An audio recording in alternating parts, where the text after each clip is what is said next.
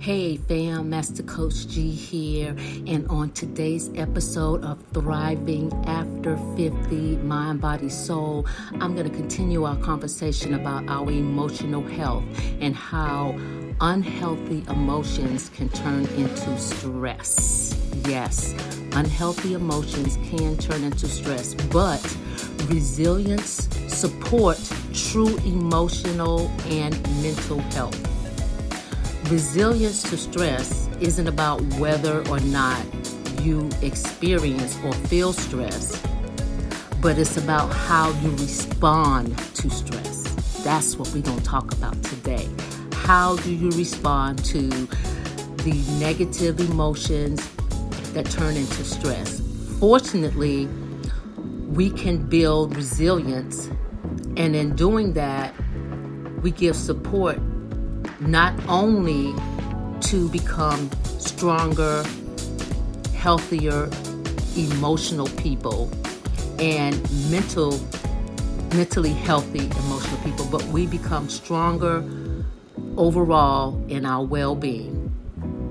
That's key right there. We need to understand that. So that's what we're going to be talking about today on Thriving After 50, Mind, Body, Soul. Stay tuned.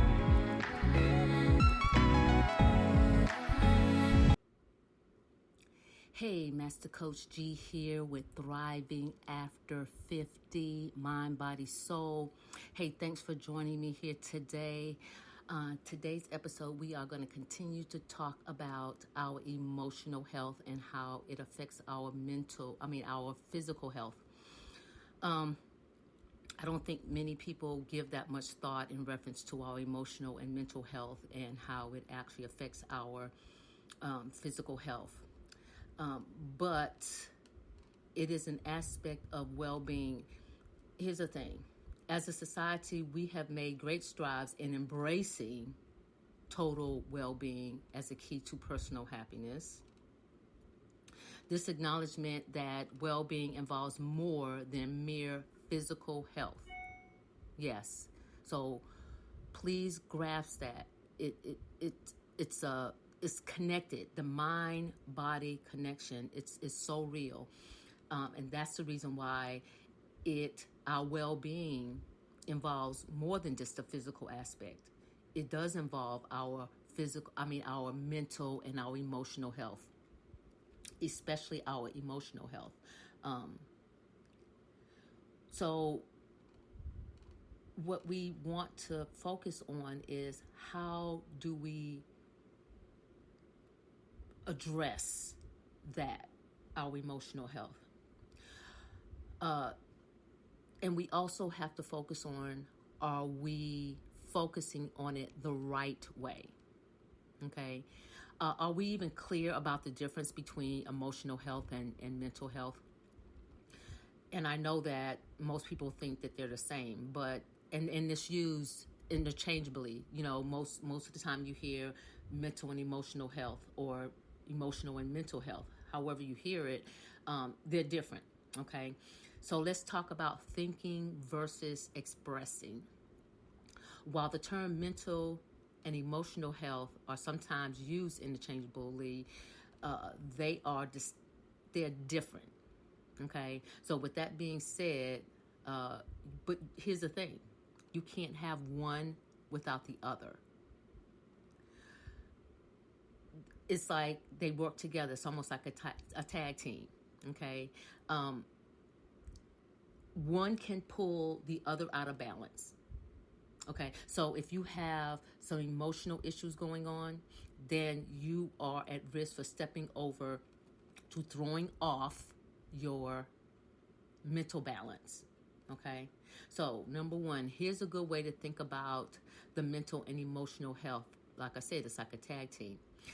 So let me give you a clear definition of mental health. Mental health refers to the ability to process information, which is basically your cognitive mindset. Emotional health, on the other hand, refers to the ability to express feelings that are based upon the information in which you have processed. Okay? So That is the key right there. And our cognitive function is hindered by depression, anxiety, stress. For example, some may be struggling with identifying that, okay? And when you can't identify it, what may happen is you may get triggered. And that's a term that we use in the coaching world. You may get triggered, which is something that will alert you that you have something emotionally going on, okay? And sometimes when we're triggered, we can respond inappropriately. And that's why we have to pay attention to when we have these emotional feelings that come up, okay? Because here's the thing.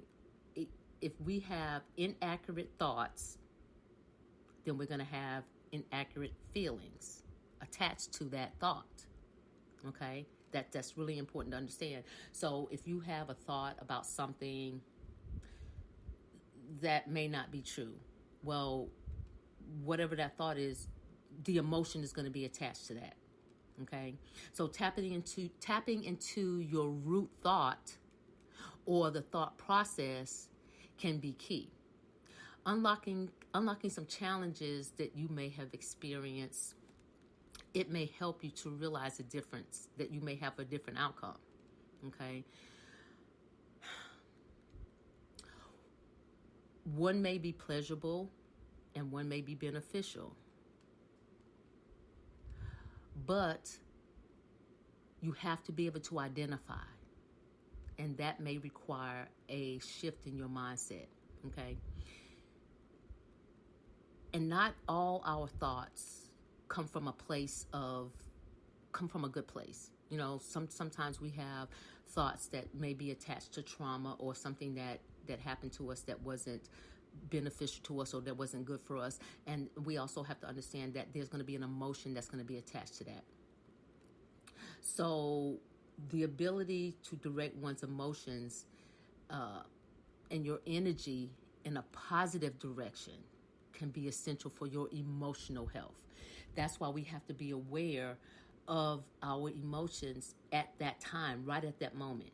So what we have to do is we have to take that energy, that emotional energy that we're feeling that's attached to that thought, and we have to be able to recognize it at that moment. Because if we don't, then it can just go on and on. It's like a snowball. It just keeps going and going and going and going, which actually ends up affecting your emotional health, which ends up affecting your physical health.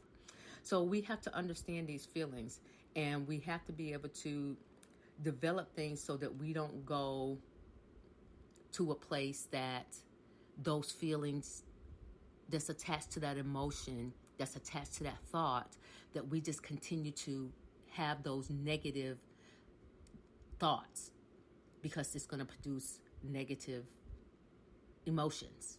So that's why it's important to be able to understand where the thoughts coming from, and in fact, if it is a true thought. Now, you know, there's some things that we dealt with, all of us have, whether it's in our childhood or our adolescent or young adult life, even being grown, you know, where we are right now.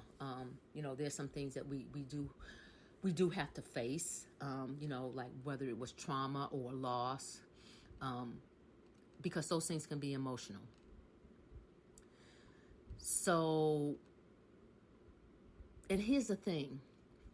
I don't want us to play the glad game. That's what I call it. The glad game, where we are just, you know, pretending or trying to act like everything is fine. Because sometimes it's not. And the thing is that we have to be able to face that if it's not. If it's not a good thing, then here's the thing. Face that. Acknowledge it. It kind of goes back to the 3 A's. Awareness, acknowledge, and adjust. Okay? Because true emotions do require our attention. And the thing is that we have to understand that there's a process. You have to recognize a thought, then you have to recognize the emotion that's attached to that thought, and then you have to dissect that. That's the process. Because sometimes we don't always respond to things. So let's say something comes up and it's not positive or it's not pleasant. You can refer to it as negative, okay? Negative emotions. But that's a part of our human experience, and running away from these simple things because they don't feel good and they are not pleasant, actually does not support our well-being, So we can't play the glad game and act like everything is fine. We need to face it. We need to address it. We need to acknowledge it. And then we need to make some adjustments. There is essentially a distinct difference between choosing to focus on something positive and ignoring something unpleasant. There's a difference. In some situations, a negative emotion can be a cue that there's something in our life that needs our attention. And when we have that, we have to acknowledge that. So let me give you an example. I want to say it was probably like maybe Friday or Saturday maybe. This past week I was in a funk. That's what I call it, a funk. But I knew it was something emotional that was going on. I didn't really know what it was. I couldn't really identify. So I really had to take time to identify the emotion. First, let me go back. First, I had to identify the thought because the thought was creating the emotion. So I had to figure out what am I thinking that's causing me to feel this emotion. That's where we have to start. And I couldn't quite put my finger on it, so I had to go through this whole process of figuring out the thought and the thought that was attached to the emotion, because it helps us to evaluate our experiences. And then I had to make a decision based on the evaluation, well, what is it that is making me have this thought? Where did it come from? Let me get to the root of this.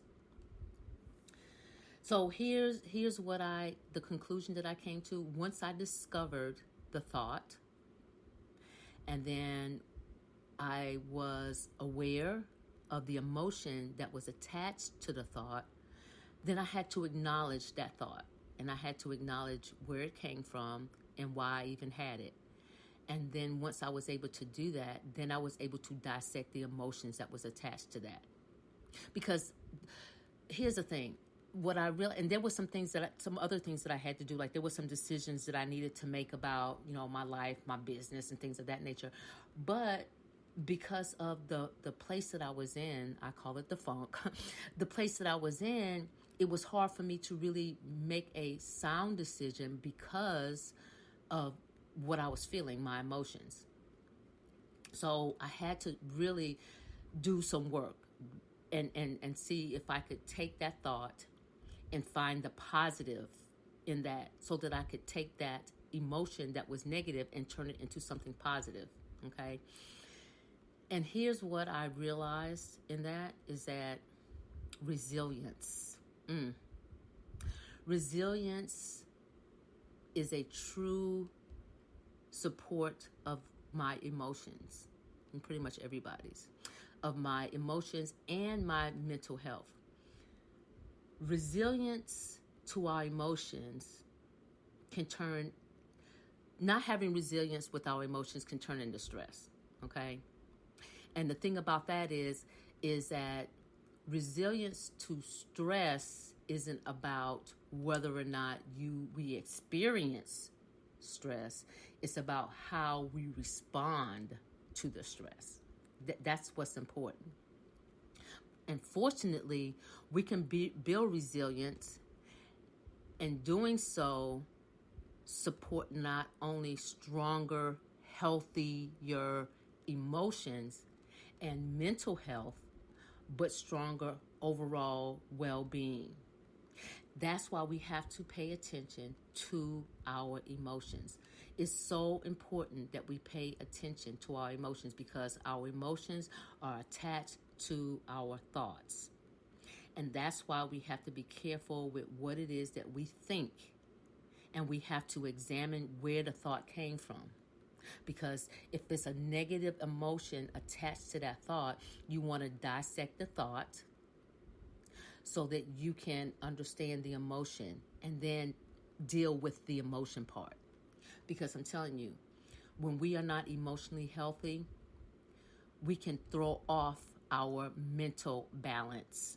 And that's why it's so important to be in tune to our emotional health.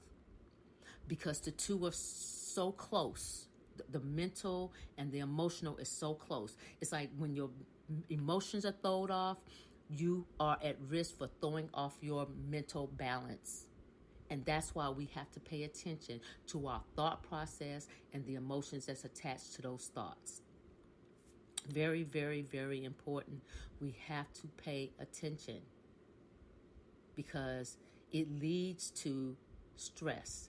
Stress leads to physically unhealthy things, like stress can cause high blood pressure. It can lead to strokes. It can lead to heart attacks. So being in tune to your emotions is directly connected to your health, your physical health. That's why there is a mind-body connection, and we cannot get around that. It is a fact of life. There is a mind-body connection. When we have our body in tune and in a good place, then our health is going to be great. But we have to understand that we got to pay attention. We got to pay attention to our emotions, and we can't let things get out of hand. We got to be aware. We have to acknowledge, and then we have to make adjustments in our emotions, in our thought process, because it all starts with our thoughts. And I am going to continue talking about our emotions for the whole entire month of June because I think it's noteworthy to stay on this subject, because I know that when you look at society, social media, the news, I mean, you pretty much go anywhere and you can pretty much see that people are having challenges in their emotions. So let's continue to stay focused on our thought process and on our emotions. That's what I have for you today. I hope this episode has added value to your life. Thank you for joining me here on Thriving After 50, Mind, Body, Soul. And if this podcast was a benefit to you, subscribe, follow, share. Share with somebody who you think it may be a benefit to. And I'm sure they'll appreciate it.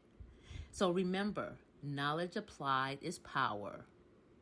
This is Master Coach G, and I'll see you on the next level.